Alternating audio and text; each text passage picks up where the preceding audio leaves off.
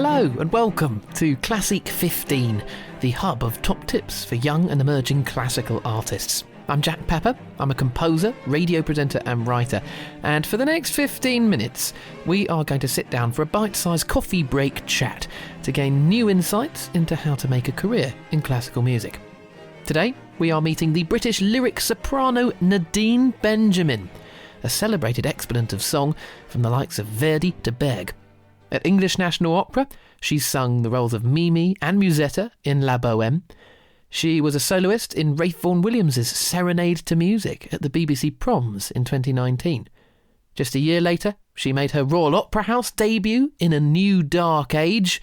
And then in 2021, Nadine debuted at Glyndebourne Festival Opera in the title role of Louisa Miller. In addition to all of this, Nadine is a certified high-performance and mind coach, and she set up her own mentoring agency called Everybody Can. Well, I spoke with Nadine on a video call and started by asking if music has always been a part of her life. Yes, music has been my lifeline. It has been the river that runs through all of who I am and what I do and how I show up.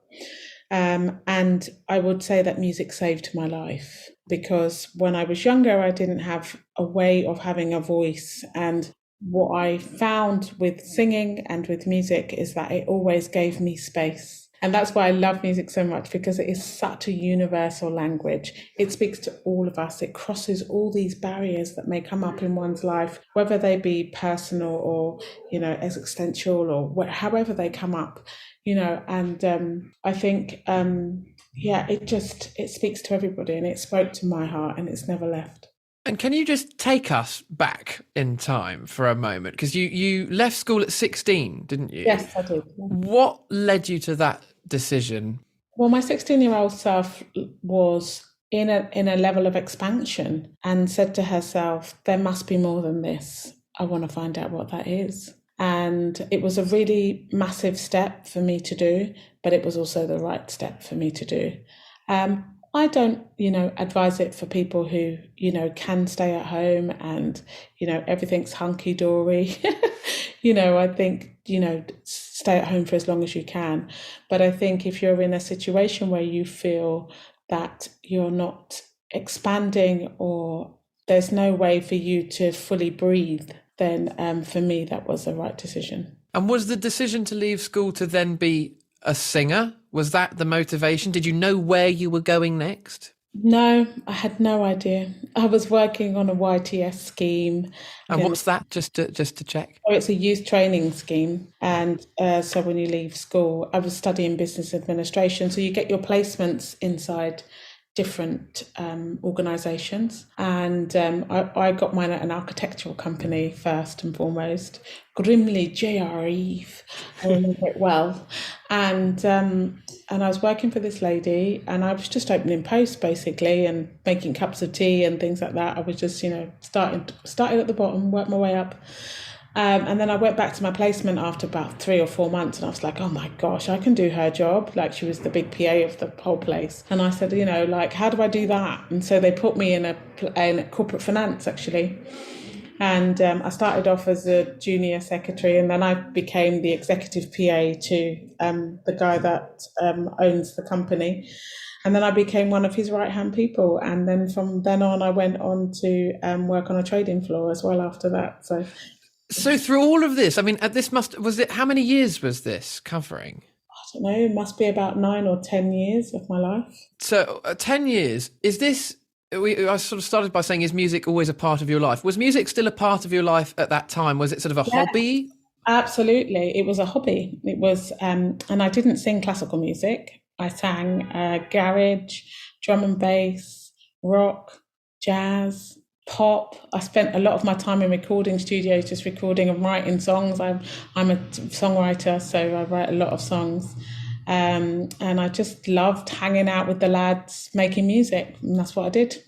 And so at what point in the corporate finance world do you go, do you know what? No, lyric soprano. You don't, actually. I was on a trading floor by then, and I had left, by the way, and been away for a few years, and I went to go and be a waitress because I just decided that there was too much pressure, and I had, you get burnt out after a while working in finance, and I just said, oh, I'm going to go and be a waitress for a few years, and so I went off and was a waitress, loved that too, had so much fun, and then I went back into finance, but as a temp. And it was at this point that I was just about to be offered a really cool job with lots of money. And my boss at the time said, we really want you here, but we just want to make sure, is there anything that you've wanted to do? Because you're very creative, you're very switched on, you're very charismatic, And he said, we're all in our 40s and we can't leave anymore because we're so used to the money. And I said, well, this teacher said I could sing one day, and so maybe I should find out if I could do that. He goes, go, I give you 3 months, go, and if you don't make the decision to do that and it doesn't work out, you can come back. And I never went back. Wow. So what were your first steps then? So to transition from corporate finance to professional singer, what's your first stop? The first step was to find something that I could be seen in. And by this time I still hadn't had a singing lesson, remember? So this is like, we're just talking about somebody jumping in from one fire into another. That's the same with waitressing as well. I walked up on the day and he said, have you ever waitressed before? I was like, yeah, I've done this before. So, it was really phenomenal. Carmen Jones was being put on at the Royal Festival Hall.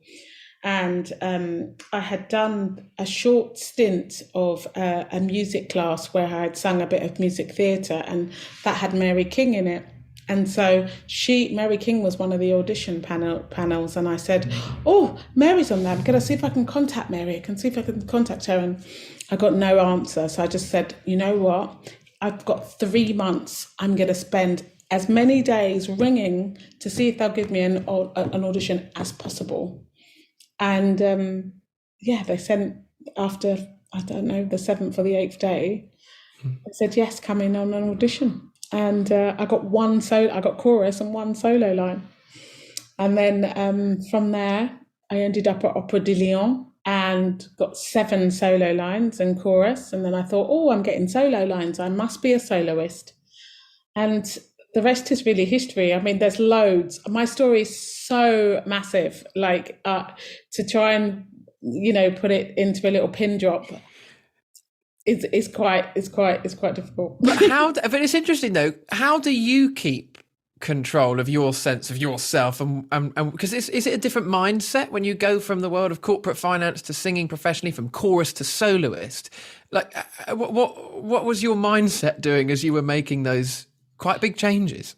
Well, I was making those big changes, but I was also studying at the same time. So I was studying as a NLP mind coach. I was also studying as a certified high performance coach, and I'm now also a physical intelligence coach. I also did two years as a transpersonal psychotherapist as well, learning. So my whole point was, for me, for anyone to make a mindset change, you have to leave your environment. When you leave your environment, then you have to create different practices. These practices become habits. These habits then form your new behavior. So for me, it was, just taking incremental steps that compounded. I'm still the same way today. I'm like a sponge. I take time to learn and soak up my environments. And if there's somewhere that I set goals and I set intentions, I don't believe we're ever in control, because we're not. I think that's a kind of a pipe dream. But I do know that I am in charge of how I respond to what goes on around me. So I'm definitely in charge of that. So my mindset on a daily basis is about doing meditation.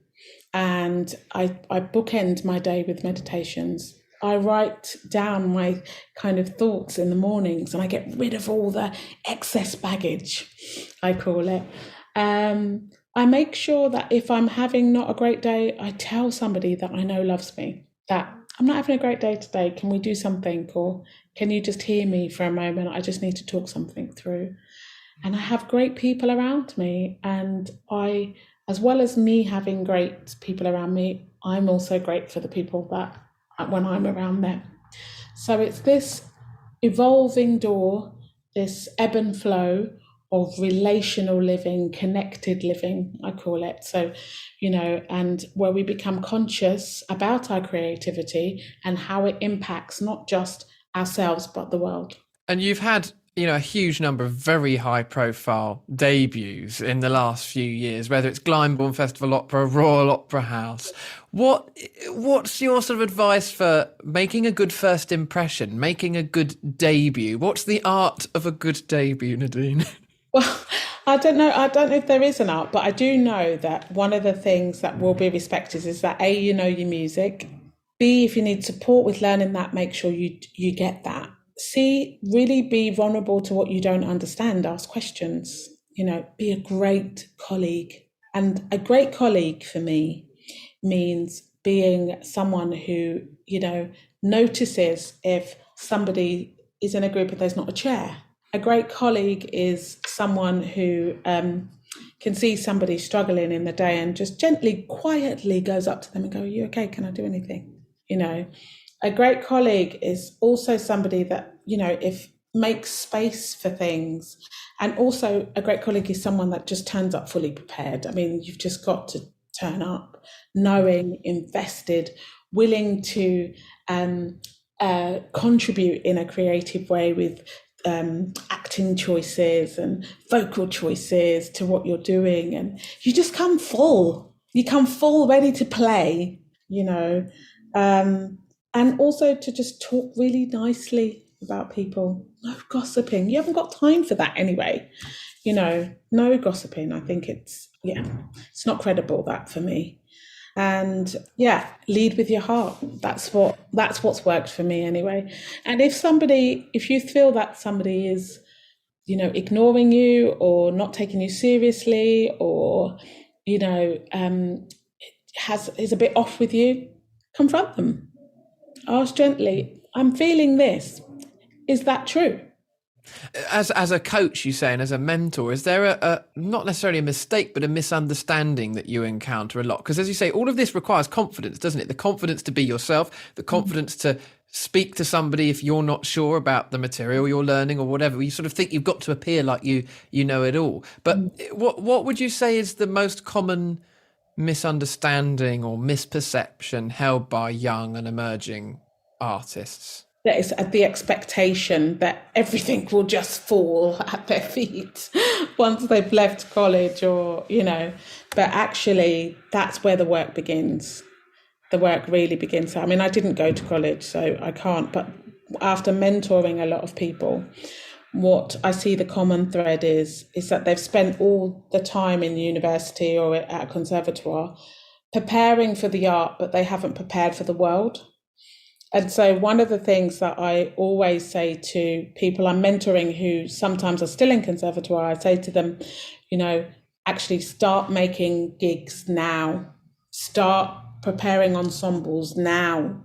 Start claiming your audience now. Don't wait till you've finished. It's too late. Is it, though? It's interesting you say that. Is it ever too late? Because your example of, 10 years in corporate finance and now look at you, No, I don't mean it's too late. And I will revise that. Thank you very much, Jack.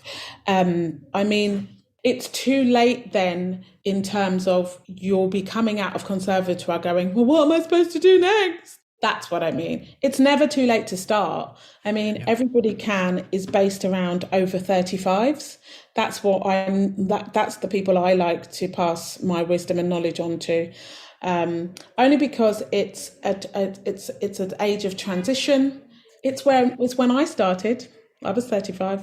That's when I started doing what I've just told you. So I wasn't young by any means in terms of the world. But I was young. I'm still a young singer, I still am. I haven't done 100 mimis or 100, I'm still a very young singer. I love that about myself, and I love that I'm still willing to keep learning. And that's the other thing. always be willing to learn. You're never finished. I don't think we as artists are ever finished. I mean, I'm doing a show at the moment called Blue, and the tessitura is not my tessitura completely. It's on a subject matter that's of today. And I had to have a steep learning curve again, for a role that I never imagined I would sing. But you know what? It's been great, because what it's done is develop now my real lower middle end of my voice. So when I do go back to Traviata and Ballo in Mascara and all of that as the main roles, I've got this wealth, the richness that's added to my voice. I'm so excited about it. But emotionally, I've grown as well, because, I think when we're doing more and more pieces that relate to today. And so this kind of care around looking after yourself, whether it be through counselling or coaching or therapy or whatever you need to make sure you're supported alongside some of these roles, is really, really important.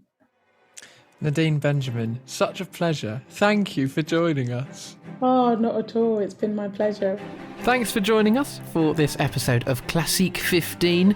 This podcast and all in the series are available on all the usual podcast platforms and online at classeek.com. There, you'll also be able to find all of Classeek's latest news, their online concert series and video on demand. And do check out Classeek's social media whilst you're there at Classeek Music. Thanks very much for your company, and see you soon.